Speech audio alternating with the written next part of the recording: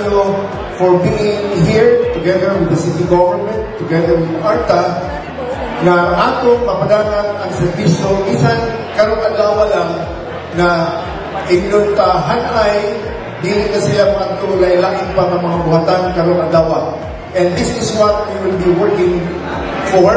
Ang city government is fully committed nga paningkamutan nga ang atong paghimo sa mga transactions is really in the spirit of ease of doing business mga kaigsunan.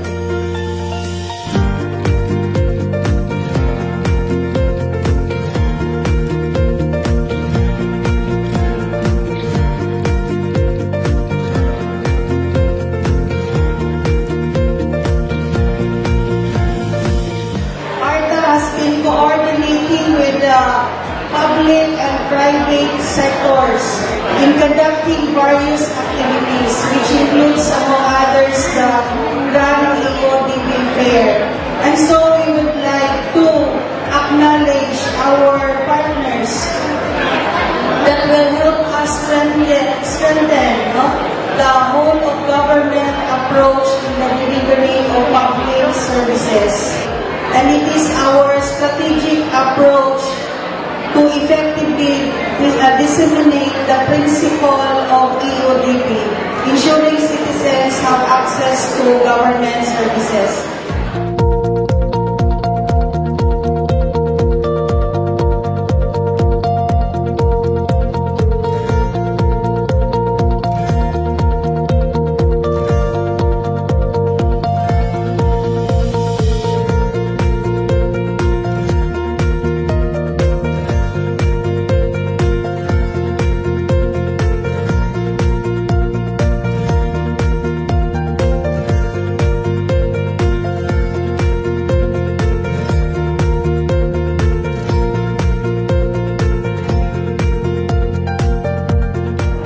Tulong po sa amin na lumalapit po ang LGU at binibuksan po yung door nila. Saan po talaga yung mga problema na tinatahan ng mga MSMEs na SMEs po natin. In that way, sinasabi rin po namin sa LGU kung ano po yung kakayahan ng mga private sector. For example po kami sa Lazada, ano lang po yung kaya namin pwedeng gawin, ano po yung boundaries, at ano po yung hindi namin pwedeng gawin in terms of this. Being transparent in having a collaboration like this is really important for the private sector and the LGU.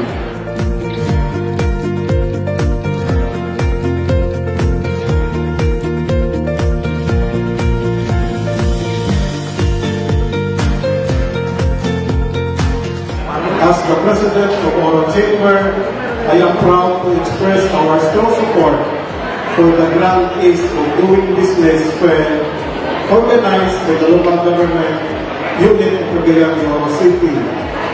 As a staunch partner of the LGU and an ARTA champion, our chamber fully endorses this important initiative to promote a more accessible, efficient, and business-friendly environment in our community. Our city of Cagayan de Oro strongly advocates for this law. This month-long observation aims to raise awareness, promote, reform, and encourage collaboration among government agencies and private sector. This is the key to attract more investors. Business will flourish. Both the government and private sectors are benefited.